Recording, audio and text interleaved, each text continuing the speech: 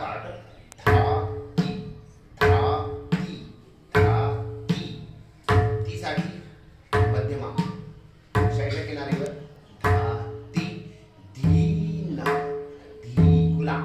धी त्यावेळेस कानाने पोहोचलायची धीना पहिला बोल आहे धा ती नंतर दुसरा आहे धीना धा ती धीना धा ती धीना धा ती धीना आता तिसरा बोल घेऊया तित म्हणजे ती तित धिन तित धिन तित धिन तित धिन तित धिन नाती नाती नाती नाती आपण सुरुवातीला धाती घेतला ना त्याचा अभ्यास नाती नाती नाती नाती गोती नाती नाती नाती ओके धाती